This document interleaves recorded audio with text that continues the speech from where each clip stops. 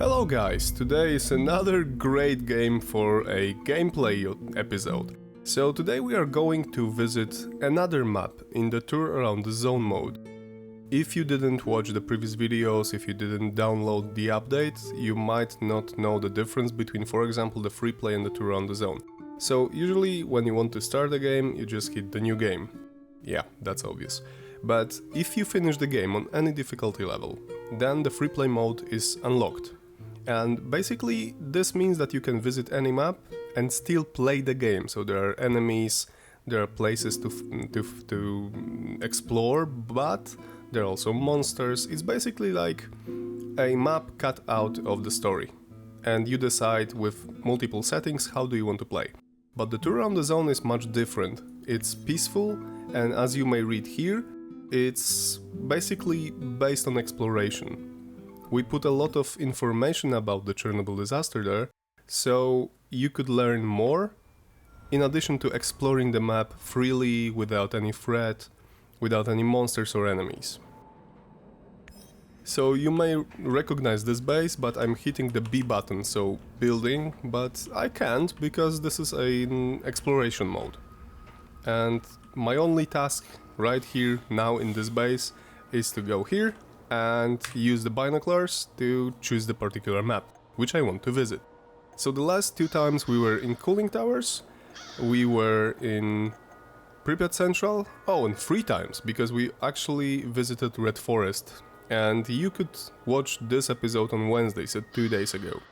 And right now I think I will choose Moscow because Kopachi is kind of foresty, and it's basically is somewhat similar to Red Forest, so I want you to see another, maybe not completely, but different map. And the Eye of Moscow is very interesting, as any of the maps, of course, but it's very interesting because of the Duga Radar, and you could see the videos about the Eye of Moscow, so the Duga Radar and its military base that was just located just behind it. And we covered it in the recent weeks. So, then we have again a kind of foggy and rainy weather. So when you land on the map, you just have to click the M button, so like the map, and then you could watch it and search for those. These are question marks, and under these question marks there are several different information about the zone. For example, you could encounter a note, which is basically something you read. And then again there are scientists who are NPCs that will tell you more about, sometimes about this particular spot on this particular map, sometimes about the map as a whole, so I know about the Duga Radar overall and its surroundings, while this guy might talk about the thing beside him. So let's see what he has prepared for us. Current radiation levels in the exclusion zone are quite low considering the scope of the catastrophe. Nevertheless, there are places and objects here that constitute a genuine health risk, known as radioactive hotspots. Exactly, because the whole zone is getting safer because of the radiation particles. Well, they have something like the lifetime, and after 38 years, over 38 years, some of them stopped to be radioactive, or stopped to be radioactive as much as they were, so it's getting a bit safer, but then again there are still hotspots where the radiation is very high, and it's actually very dangerous. Typically, cracks can be found in various locations around the zone where radionuclides such as cesium-137, strontium-90, and plutonium-241 have accumulated. Also, the equipment used to deal with the Chernobyl disaster, now abandoned and heavily irradiated. Yeah, like for example the claw that we showed you last time when we were visiting the Red Forest map. So it was used to move the debris, the irradiated debris, and because of that it also got irradiated. So still it's a hotspot to this day. So could a person die of radiation poisoning in the zone? If you stayed in one of the hotspots for a long time, you could develop radiation sickness. But you don't want to test this theory in real life, trust me. Yeah, not only him, but also us, trust us. You don't want to get into highly radiated places and hotspots. And that's why it's kind of important that if you go to the zone, for now it's not available, of course, due to the Russian invasion of Ukraine and all of the outcome of it, but maybe in some near future you will be able to visit the zone. So remember, if you do, always take a guide. Best to choose the local guide who knows where you can go safely. Not only because of the radiation, but also because of the decaying of the buildings. Some buildings that were possible to explore, for example, 10 or 15 years ago, right now are in such a state of decay that they are dangerous. There is a possibility that they will collapse. Scientists estimate it will take 3,000 years for the exclusion zone to be free of radiation. As for the NPP, it may take up to 20,000 years. But the fun fact is that in most spaces in the zone, of course, there are hotspots, there are radiation issues to this day, and there will be for hundreds, if not thousands of years. But overall, it's kind of safe, meaning, of course, only the radiation, because I just told you that the buildings and the machinery, etc., everything that is still in the zone poses a threat to some extent. And maybe in some nearest future we will be able to go there again, but we still have to remember that besides the hotspots, there are some other issues, like the buildings, of course.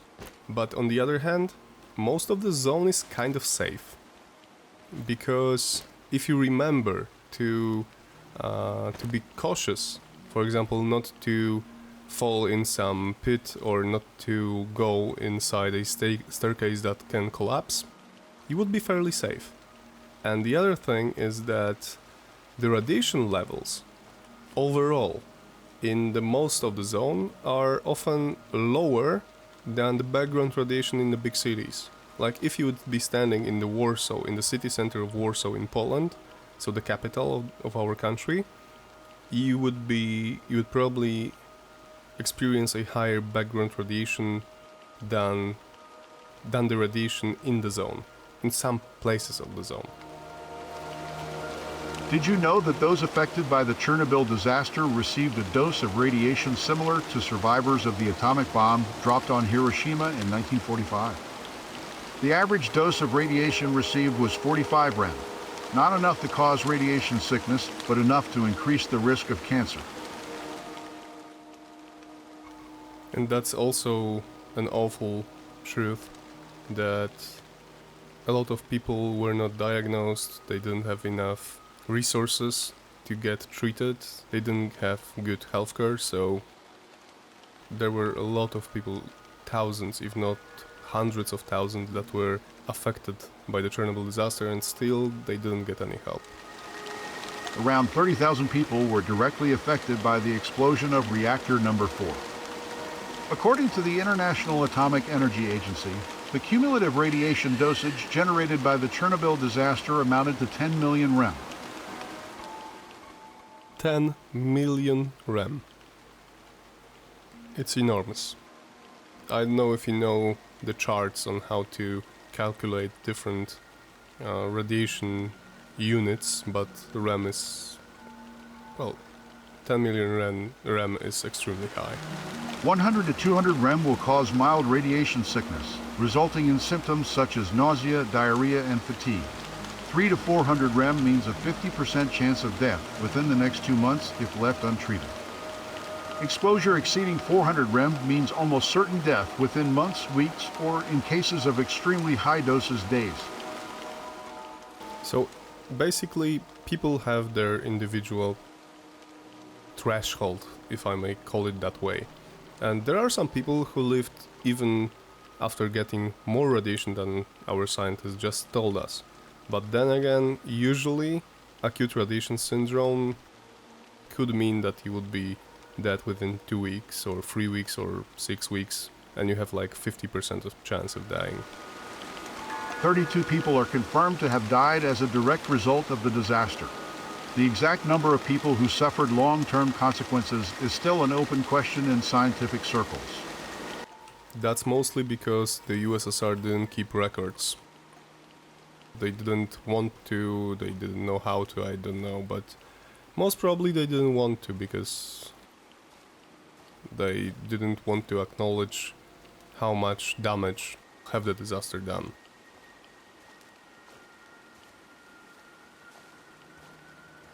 Even if it comes down to liquidators, there are different estimations of how many people are counted into this group of liquidators.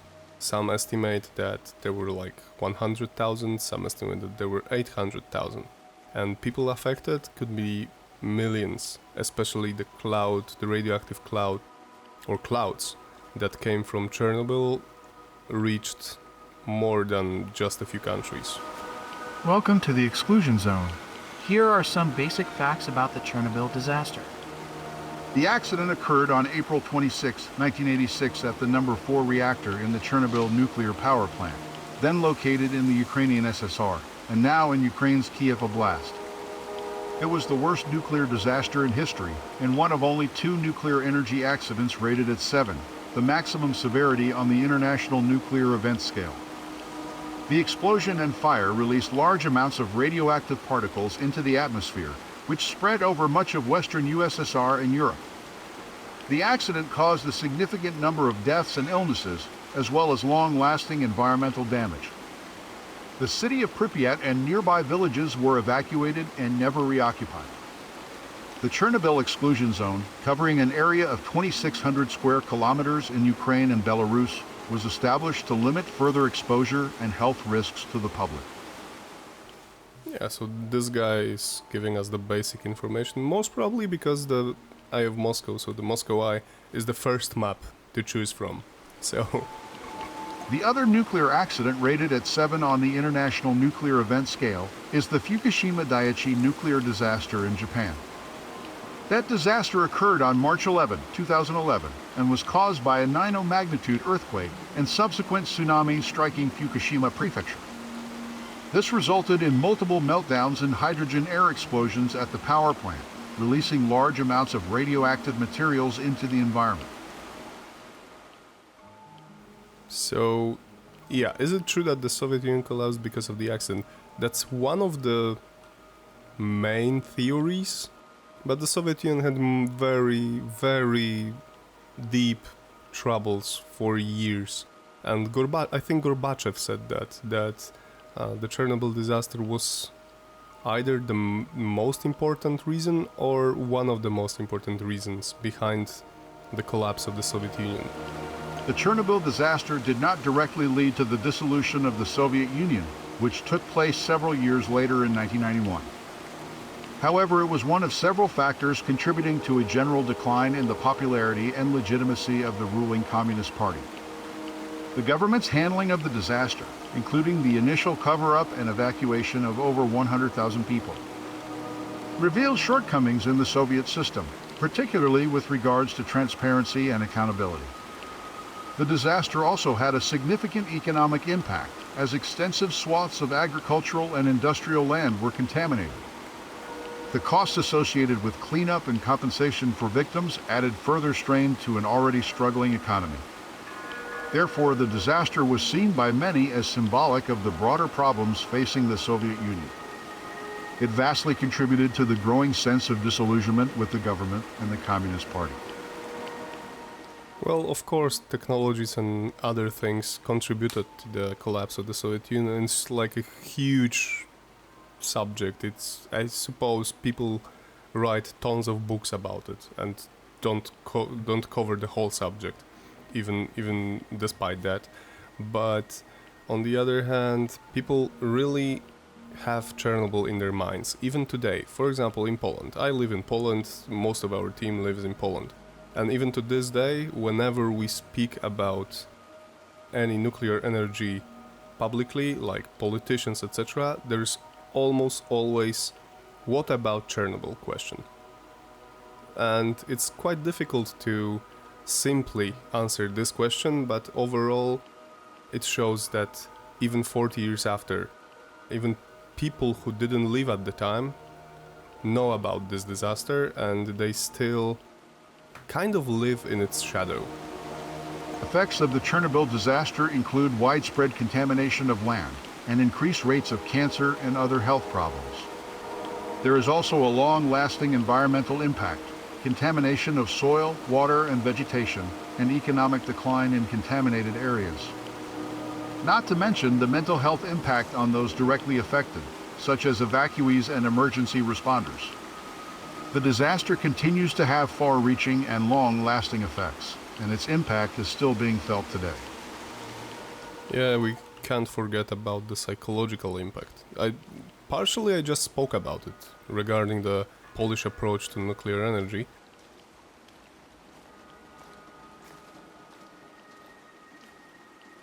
But then again, directly impacting people's mind health care, I don't know how to call it in English, sorry, but people affected by the Chernobyl disaster, like the evacuees, for example, they had a really huge troubles later in life. Not to mention the health issues, but also like psychological ones. Imagine being thrown out of your apartment, leaving almost everything you had at the time. People didn't have much, but still, you had to pick things that will fit in one suitcase. They were even told to leave dogs or cats or any domesticated animals. So imagine how much this impacted those people. Soviet soldiers established auxiliary farms with their own regulations and practices. At VNZ Krug, a pig farm was set up to produce canned pork stew, a staple in the Soviet soldiers' diet. But in more recent times, the abandoned pig farm caught the attention of stalkers and looters. Looters have been spotted as recently as a year ago, indicating that criminals have a better knowledge of the zone than law enforcement officers or stalkers. Unfortunately, yes. The zone is guarded, but it's not like a huge wall built around it, and basically you can enter from multiple points, but it's not really responsible, that's one thing, and the second thing is that it's really vulnerable to any criminals and looters and vandals too, because a lot of things inside the zone was just destroyed, because somebody stupid felt that it would be a good idea because, well, they could. Nobody could stop them. And that's awful. I don't like it. And here's another scientist, but we have a lot of question marks on this map. But I don't want to cover them all, as always, because I want you, as always, to get inside Chernobylite and explore to around the zone for yourselves.